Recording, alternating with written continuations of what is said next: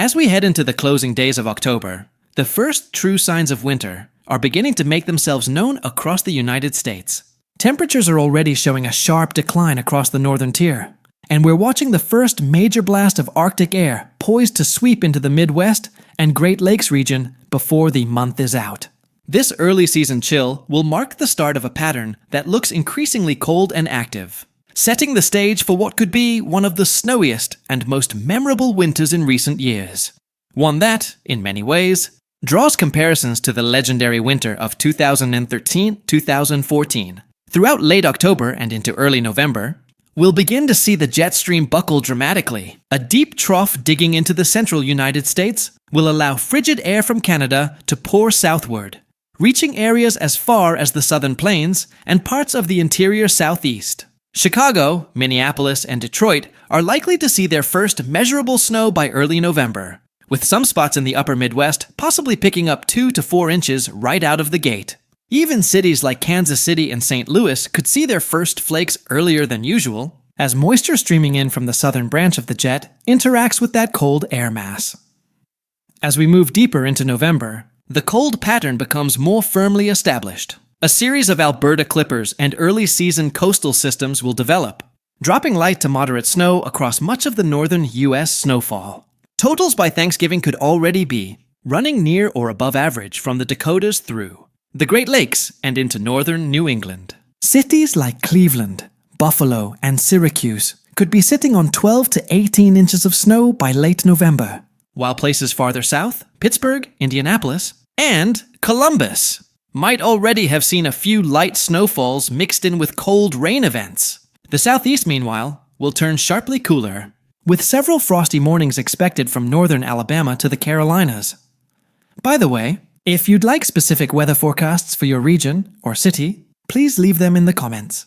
I'll answer them individually as time allows. Also, if you like the video and subscribe to my channel, you'd be very grateful. Now let's move on. December looks to be the month when winter really tightens its grip. Long-range model guidance continues to show a strongly negative Arctic oscillation pattern, allowing repeated intrusions of polar air deep into the United States. The Great Lakes will likely remain unfrozen longer than normal due to the mild start of autumn, which means that as the cold air flows across the lakes in December, we could see a significant lake effect snow setup. Areas downwind of Lakes Erie and Ontario may experience multiple heavy snow events, with local totals easily exceeding 3 to 4 feet by the time we reach Christmas. Buffalo, Erie, and Syracuse could once again make national headlines for their snowfall totals, while Cleveland and Grand Rapids might average near 30 inches for December alone, an impressive start to the season. Farther west, the northern plains and upper Midwest will endure persistent cold and frequent light snowfalls. Cities like Minneapolis, Fargo, and Sioux Falls could see December snowfall totals in the 20 to 30 inch range, with temperatures running 10 to 15 degrees below normal at times. In the Rockies, the snowpack will continue to build early, with Denver potentially seeing 25 inches or more by New Year's. The Pacific Northwest will remain active as well, as a strong jet stream brings frequent rain and high-elevation snow. Mount Rainier, the Cascades, and much of Idaho's mountain ranges could see heavy accumulations exceeding 100 inches by the end of December. In the east, the coastal storm track looks increasingly favorable for major winter storms. With colder air in place, even the big cities along the I-95 corridor could see more snow events than in recent years. New York City, Philadelphia, and Washington, D.C. are forecast to pick up between 10 and 15 inches of snow by the end of December, slightly above normal, but not extreme. Boston and Hartford could do better, possibly 20 inches or more before the year's end, thanks to a few nor'easters riding up the coast in the mid to late December timeframe.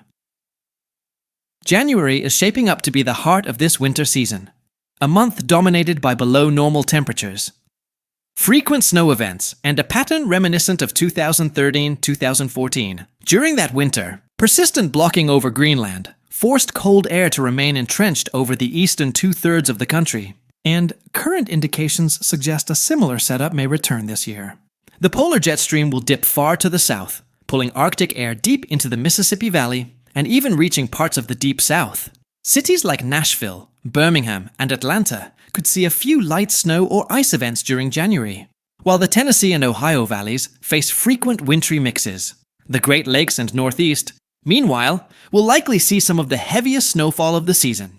Buffalo could easily surpass 90 inches by late January, with another 60 to 70 inches in places like Syracuse and Watertown. Chicago could be pushing 40 inches by that point, while Detroit and Cleveland range from 35 to 45 inches. Farther east, Boston could be on pace for a 70-inch winter, while New York City and Philadelphia likely land in the 25 to 35-inch range, well above the recent averages of the past few years. Even Washington, D.C. might see 10 inches or more through January, which would be a notable turnaround from recent mild winters. In the western United States, colder than normal conditions will dominate the northern Rockies, the Sierra Nevada, and much of the Intermountain West.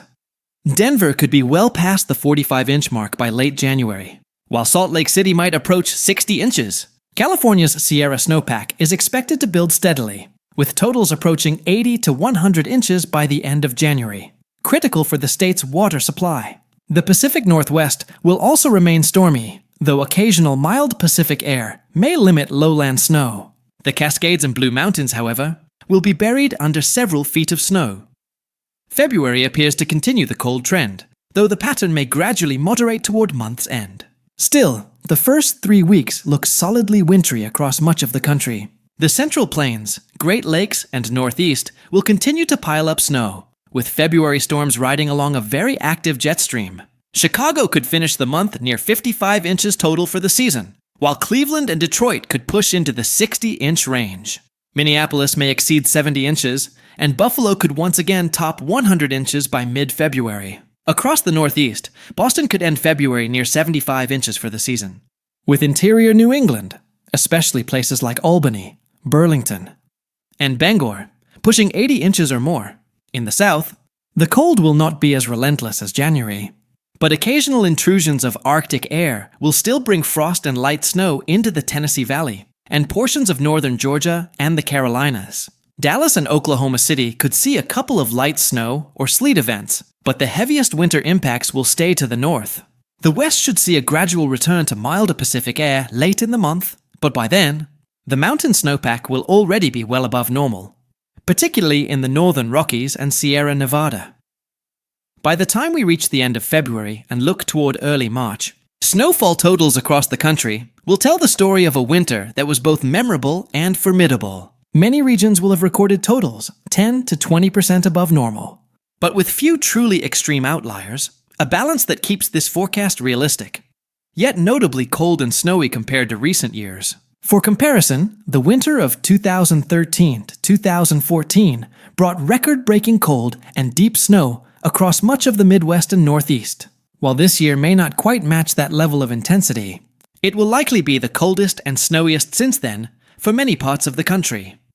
To summarize by region, Northeast, 60-90 inches common in upstate New York and northern New England, 25-40 inches along the I-95 corridor. Great Lakes and Midwest, 50-80 inches widespread, locally over 100 inches in lake effect belts.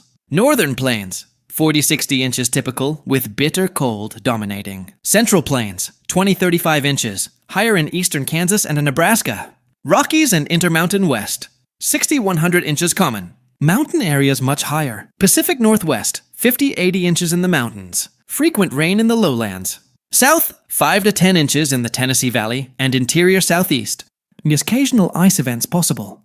All in all, this winter is shaping up to be a strong reminder of what a true North American winter feels like. Colder, snowier, and more persistent than we've seen in several years. The first true Arctic air mass is set to arrive within a week, bringing the season's first significant freeze to the Midwest and Great Lakes, and setting off what looks to be a long, memorable run of winter weather through February, and possibly even into March.